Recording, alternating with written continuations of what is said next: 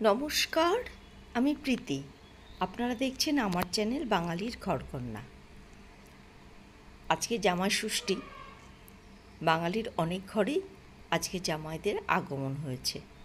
সেই উপলক্ষে আজকে নতুন একটা রান্না করছি, চিংড়ি ভাপা। বাঙালিরা চিংড়ি এবং ইলিশ এটা খেতে ভীষণ ভালোবাসে। সেই হিসাবেই আজকের রেসিপি চিংড়ি ভাপা।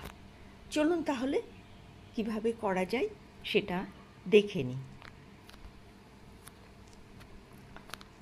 আমি এখানে নিয়েছি কাঁচা লঙ্কা, লবণ, আদা, কালো সাদা সর্ষে আর টক দই। এখানে রয়েছে 750 গ্রাম চিংড়ি। খুব একটা বড়ও না, আবার খুব একটা ছোটো না। চিংড়িটাকে খুব ভালো করে পরিষ্কার করে ধুয়ে মাথার কাছে যে নোংরাটা থাকে সেটা বার করে এটাকে নিয়েছি। এবার এর জন্য একটা পেস্ট বানিয়ে নেব। এখানে নিয়ে নিয়েছি সর্ষে আর কাঁচা লঙ্কা বাটা। মাছের পরিমাণ অনুযায়ী মশলাটাকে আপনাকে ব্যবহার করতে হবে।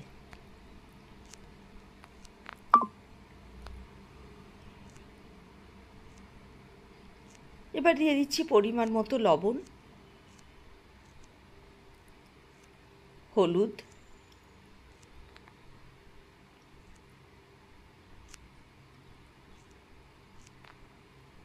রং আনার জন্য দিচ্ছি সামান্য পরিমাণে শুকনো লঙ্কার গুঁড়ো। আপনারা কাশ্মীরি লঙ্কার গুঁড়ো ব্যবহার করতে পারেন। আর দিয়ে দিচ্ছি এখানে 4 চামচ মতো টক দই। দইটা ব্যালেন্স করার জন্য সামান্য পরিমাণে একটু চিনি এখানে ব্যবহার করে নিলাম। এবার সব কিছুকে খুব ভালো করে মিশিয়ে নিতে হবে। মিশ্রণটা যেন খুব স্মুথ হয় সেইটা দেখে, দইটা যেন কোনোভাবে দানা দানা না থাকে, এটাকে খুব ভালো করে নাড়াচাড়া করে ফেটিয়ে নিতে হবে। এবার এর মধ্যে দিয়ে দেব পরিমাণ মতো সর্ষের তেল।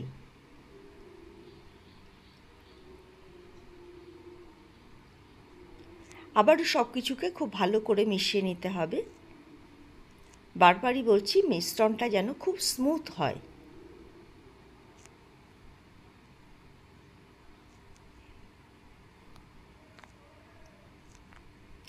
মিশ্রণটা হয়ে গেছে। এবার এর মধ্যে আমি মাছগুলোকে মাখিয়ে নেব।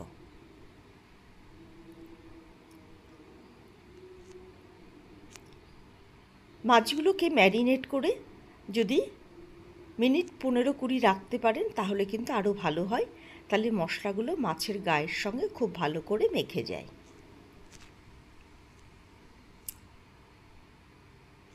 যারা আমার ভিডিও দেখছেন তাদেরকে অসংখ্য ধন্যবাদ। যারা আমার চ্যানেলে নতুন এসেছেন তাদেরকে অনুরোধ করব অবশ্য করেই আমার চ্যানেলটাকে লাইক, শেয়ার এবং সাবস্ক্রাইব করবেন। আপনাদের এই লাইক, শেয়ার এবং সাবস্ক্রাইব আমাকে আরও বেশি উৎসাহিত করবে নতুন নতুন ভিডিও তৈরি করতে। এবার ঢাকা দিয়ে রেখে দেব। মিনিট 15 পর আবার ফিরে এসেছি। এবার নিয়েছি একটা টিফিন কৌটো। মাছগুলোকে এই টিফিন কৌটোর মধ্যে সুন্দর করে সাজিয়ে দেব।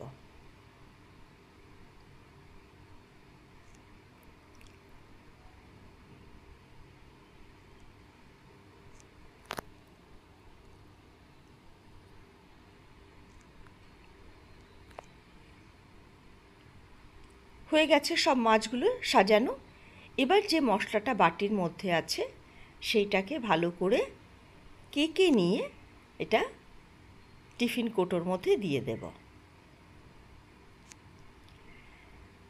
বাটিটা ধুয়ে সামান্য পরিমাণে একটু জল এর মধ্যে দিয়ে দিলাম।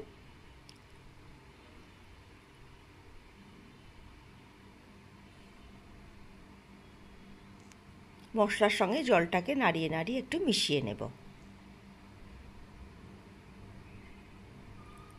জলের পরিমাণটা দেখবেন যেন মাছের থেকে বেশি না হয়, কারণ এই জলটা তো শুকাবে না, সেই কারণে জলটা সমান সমান করে রাখতে হবে। এবার এর মধ্যে দিয়ে দিচ্ছি বেশ কিছু কাঁচা লঙ্কা। এবার টিফিন কৌটোটা ঢাকা দিয়ে গ্যাসের উপরে একটা ননস্টিক ফ্রাই প্যান নিয়ে নিয়েছি, তার মধ্যে এটাকে বসিয়ে দিলাম। এবার দিয়ে দেব জল। জলটা পরিমাণ মতোই দিতে হবে, যাতে খুব বেশি না হয়ে টিফিন কৌটোর যে ঢাকনার ফাঁকটা আছে সেখান দিয়ে যেন ভিতরে প্রবেশ না করে, সেই হিসাবেই জলটাকে দিয়ে দিতে হবে। যদি মনে করেন জলটা মাঝে শুকিয়ে গেছে, আপনার রান্নাটা হয়নি, তাহলে আবার একটুখানি জল ব্যবহার করে নেবেন।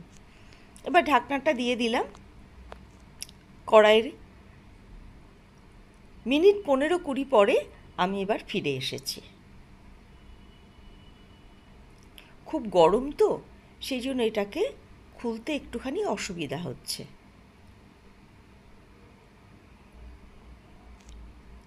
আস্তে আস্তে এইভাবে টিফিন কৌটোটা চারিদিকটা সরিয়ে চামচের পিছনটা দিয়ে একটু প্রেসার দিয়ে দিয়ে এটাকে খুলে নিতে হবে।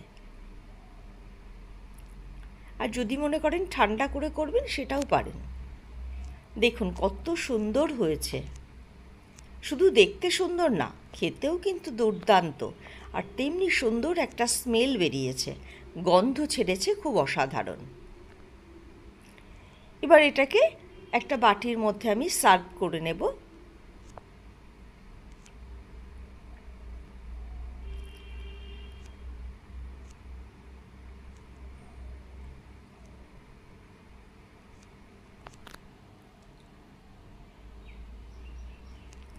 জামাই ষষ্ঠীর উপলক্ষে কিন্তু এই রান্নাটা দুর্দান্ত হবে। জামাইরা ভীষণ খুশি হবে কিন্তু এই আপনার হাতের এই রান্না খেয়ে।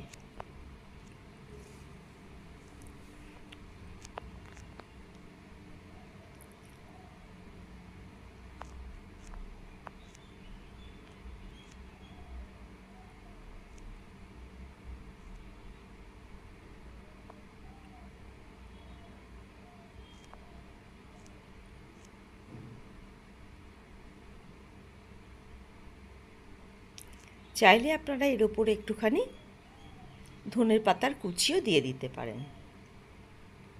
আবার যদি মনে করেন নারকেল দেবেন, সেটাও দিতে পারেন। আমি ওগুলো করিনি, কারণ যা গরম পড়েছে তাতে খুব সাধারণভাবে রান্না করাটাই আমার মনে হয় বেটার।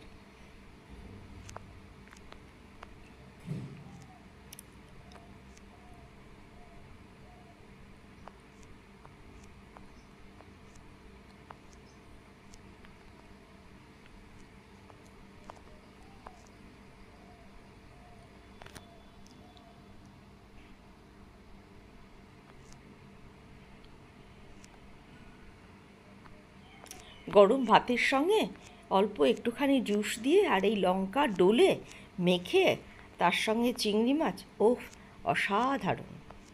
সকলে ভালো থাকবেন, সুস্থ থাকবেন। আজকের ভিডিওটা আমি এখানেই শেষ করছি।